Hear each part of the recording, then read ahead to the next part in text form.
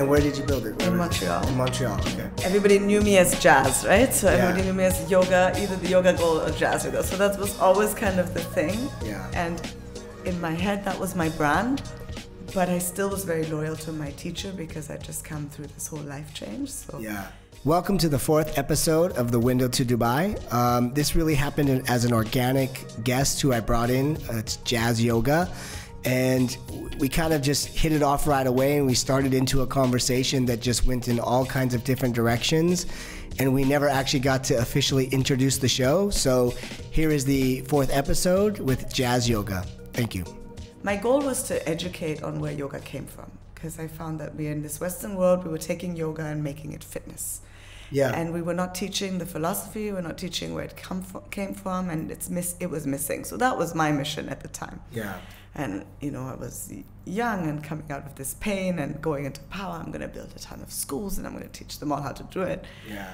And which was all great. But it's great when you're driven by a purpose. Yes. You know, and I think that how we connected was you messaged on my Instagram, and I think the quote or what I was writing about was like, people start a business because they want to make money, but they don't realize that it's really either providing a service or a product. And when you're passionate about that, the money just kind of comes. Exactly. But not focusing on the money part first. And I think that's how we kind of connected. And when you have that purpose, even if it is, you know, building someone else's brand, let's say a Bikram school, when you're driven by that purpose or that passion, the money part just figures itself out somehow, which some people don't grasp unless they've done it. Yes. And then they start to feel it, you know? And he taught us that, you know, and that's why I'm so grateful. Like, I find a lot of people, they evolve and they forget where they came from. Yeah. But to me, it was always really important. And, you know, there's a lot of controversy about people when they become famous and then people turn against them. Yeah. And I'm like, well, you know, remember what they did for you and what they've done for society rather than focusing on what people are saying. Yeah. And I was talking with a friend about this the other day because my business really boomed the first 3 years because, again, like I had all this drive, you know, and then I had some circumstances. I had a frontal lobe concussion. I had a car accident all in the same year. I had personal issues again with the father of my child. And, you know, so everything kind of came in and I was the only person in my business. I was the sole owner. I was the brand of my business. So if I take myself out of this business, you know, it's going to hurt. Yeah. Then came the recession and the US dollar against the Canadian. All my suppliers were American. These were like things. Yeah. This was my learning process, you know, like, I mean, came from corporate, so I had a good structure when I first started, but when all these things happened for small business that I didn't understand yet, you know, things got really tough, which is okay, but things changed, and then people don't like change. Yeah. And so this is when I started to do research on yoga therapy. It was just my personal journey also, and I realized that, hey, this is not everything. Yeah. And when a cancer patient comes in and I put them in 40 degrees heat, it doesn't work. I have to teach them privately, and I have to teach them differently. And I realized that I really was more drawn to that than I was the one-on-one versus the group class. And helping, you know, like helping in the sense of evolution, like making change, like taking something that I was taught and then making it bigger in a different way. Not better, because it's for a different niche, right? Yeah. And you evolved it, That's the thing about, I think, why I like being in the service industry versus product industry, because you can constantly adapt to the person that you're working with. Yes. Even in marketing, I'm constantly adjusting what I'm doing based on what the client needs. Yes. Where if you have a product, it's kind of like it just is what it is, and that's all it's ever going to do. But in the service world, you can kind of adapt that and adjust to people. You know, I like that part, at least anyways. Definitely. And so you basically went from Bikram yoga, and then you started to evolve your own kind of jazz yoga, right? So we rebranded the school like halfway through, and I changed the concept. We made it smaller. So we did a business change so that I could actually have a better studio, and it was actually called the Better Studio. The Better Studio, which is interesting. But it was called the Better Studio because in Indian, Better means my child, and I had built it for my son, and but that was again something that people didn't quite understand. But the brand was that, and then in the end, it became the Better Studio for the concept that we're doing now, which is really interesting. So I guess it was already universal law.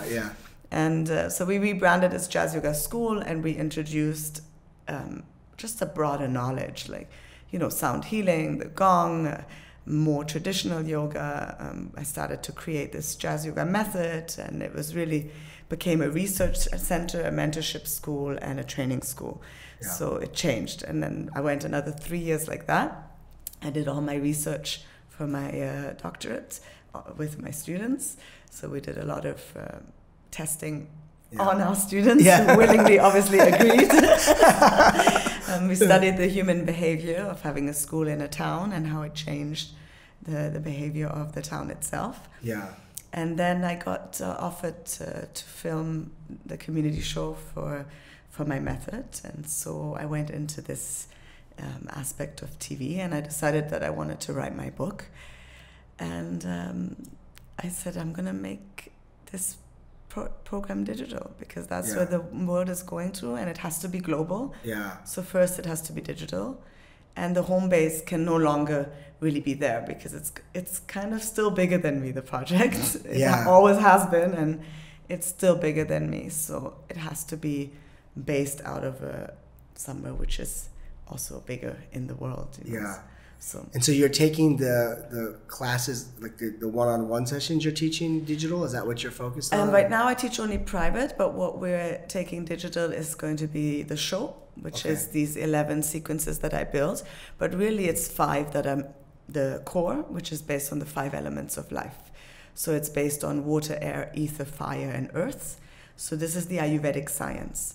And your body is also based on the 5 elements of life. So if you can always balance the 5 elements in your body, you will always feel good. And that's really all we want, is to feel good, right, at the end of the day. We move right leg forward, a big step.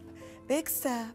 Inhale, your arms up, palms together, and backward bending. As a beginner, you can place your hands on your knees. For the advanced, follow Floriana and myself. Bring your hands forward now. Drop your left knee onto the ground, 2 inches behind your right heel. Stomach in, round down for your forward bend, forehead on the knee. So that's my mission, is to teach yoga teachers how to teach on another level, which is not just coming in and I'm teaching this lineage. It's like, okay, I'm teaching according to the surroundings of the world, which is way more than just teaching a method. You're teaching to the individual, you're understanding what is their need, where is their imbalance, and then you're also adding diet, which is Ayurvedic based. There's this big craze now, you're either vegan or you're plant-based or you're vegetarian or you're pescatarian or this, all this labeling, I'm like, my God, if that doesn't make you crazy. Right? And we're all unique beings. So what you need at one time of your life is not the same as what somebody else needs. So you need to evaluate that with your patients or your students when they come to see you.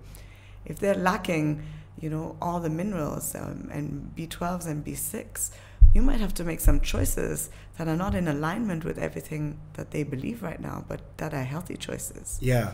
So I really want to educate on health and wellness versus mainstream following. Because it's very important. And can you break it down just a little bit more, because you do a lot of big words at me there, and I think I understood some of it, but really explain what because what is the core of, how do you evaluate that in someone? What are you doing to determine what you're going to give them as their diet, or what they should and shouldn't be eating? So really go back first to the base, stay near the plants, stay near what comes from nature.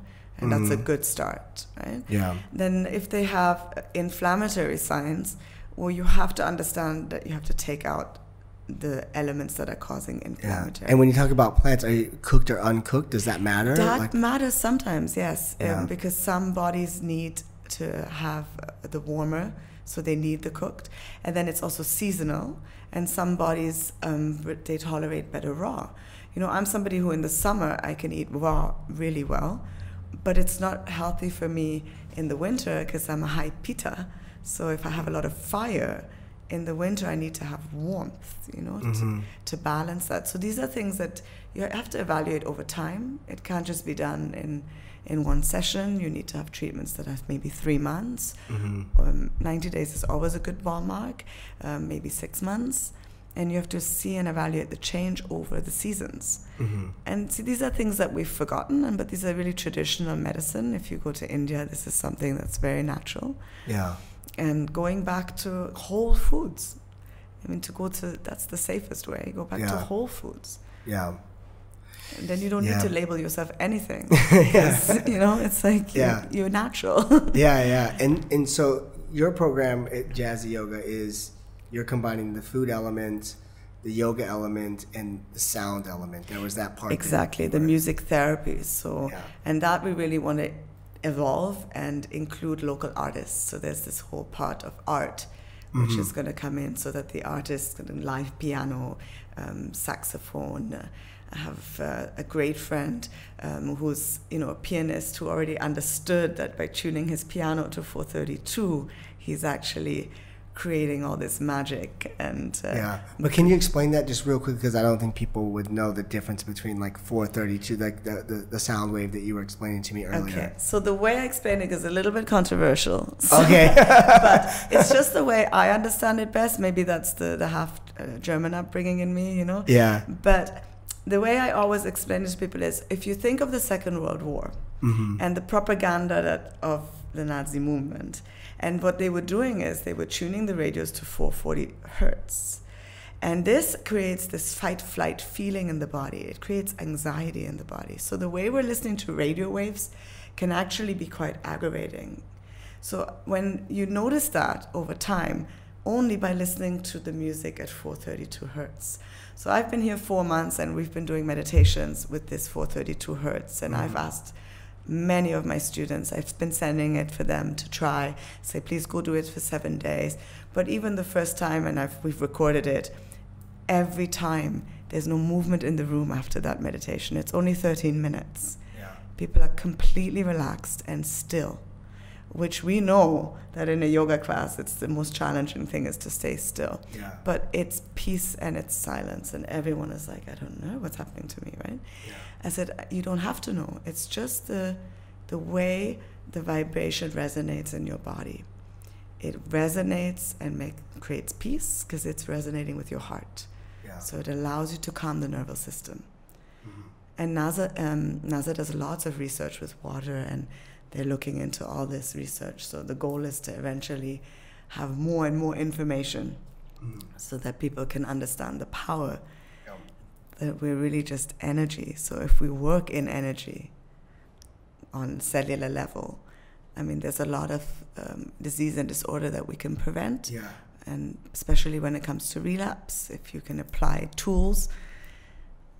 So we research somatherapy, sleep therapy, music therapy, cognitive therapy, and then combine this to create this jazz yoga therapy method. And it's through yoga, which is mainstream. And so are the poses still like a Bikram form of yoga, or is it you've kind of changed and created different? So Bikram is Hatha yoga. Hatha yoga is traditional yoga. And what I've done is, of course, I've kept the basics of my learnings, but there's really modifications, and I've evolved it to 55 poses, and I've separated it into 5 sequences. So they are all based on the 5 elements. So say, for example, to make it simple, the element of air, it is related to the lungs. Yeah. So if I have somebody who suffers from asthma, I will create a sequence around the element of air, and I will do the postures that are around that, which are focusing on the lungs, on the breath, and even the standing poses that are focusing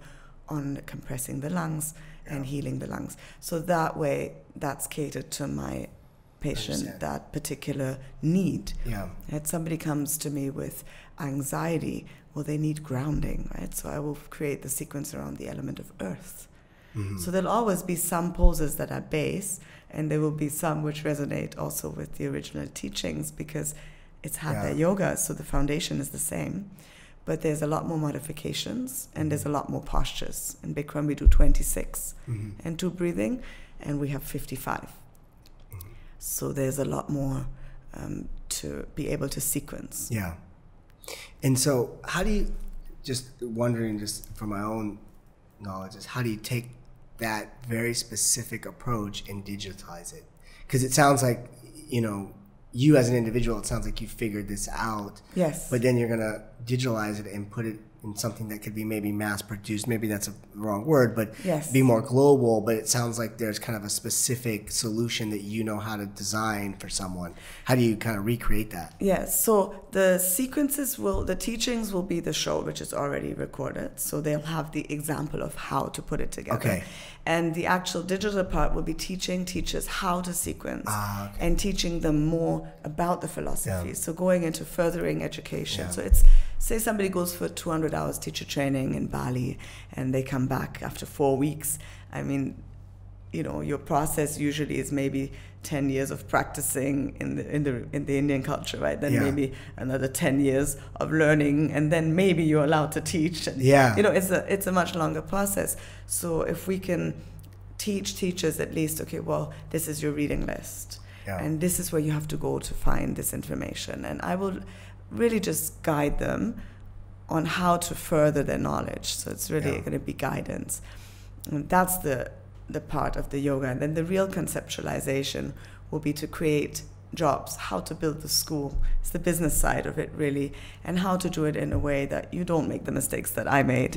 Because I was at the time a single mom, and I did lose, you know, I lost my momentum because I made mistakes that probably could have saved me.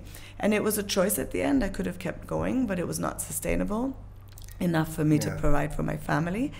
So, but I think that's why you get to be the teacher, you know. That's how you learn, right? You have to make the mistakes, otherwise that's how you get to teach other people. That's right. It works out that way. You were mentioning to me when we talked on the phone that you felt like Dubai was kind of unique for this because there seemed to be like more of an openness or more of an awareness of yoga and this kind of medicine. Do you think it's the proximity to India? Do you think it's just the world, kind of everyone from here is traveling, so there's more of an openness? What do you think drives that versus, let's say, in the States or Canada? So in Canada, there's just a lot of competition and it's very westernized. So it's really focused on the business side, which is great. I mean, the goal is to have as much yoga out there as possible. But I do believe that the proximity to India has something to do with it, because a lot of the teachers here for $100 can go to India and they will feel that spirituality, which is in the earth. It's like going to Africa. It's like there's just something in the earth. So they have that exposure to it, which is great, because then when you can resonate where something comes from, you have a deeper knowledge right away, right? Which might be much more difficult from someone from Europe or from the USA to get there. The other thing is, like you said, people coming from all over the world into a small place, which is actually you get to know everyone pretty fast. And everyone is a stranger, and yet everybody is, in a way, an immigrant.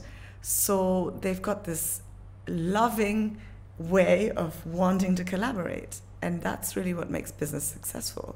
See, that's why I started the show. Because as an American looking at the Middle East, I had a very different view, right? CNN, Fox News, you have like, it's just a totally different view of what's going on this side of the world. And then you come here and you realize it's just this little bubble of all these people from around the world coming together and doing business, collaborating, doing all these unique projects. And everybody has a very similar story. They're usually well-traveled. They've usually lived in multiple countries. They've had businesses or done business other places. And for some reason, we all just kind of gravitate here.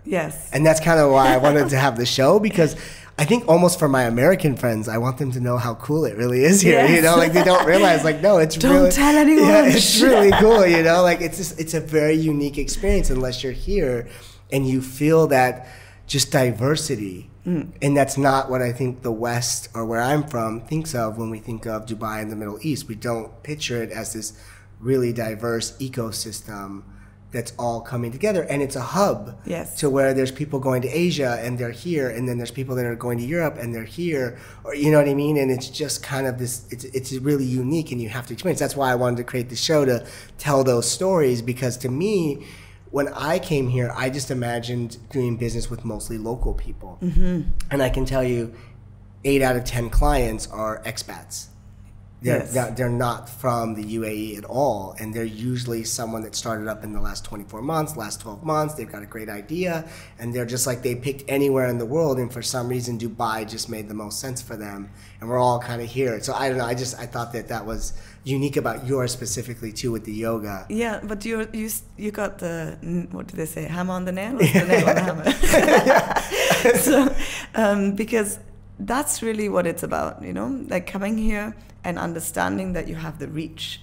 You have the reach to Europe because of the alliances with Europe. Yeah. So you don't have to necessarily be located in Europe, but you still have the reach to them. Yeah. And you have the reach to Asia. And I mean, let's be fair, Asia is leading the world, right? Yeah.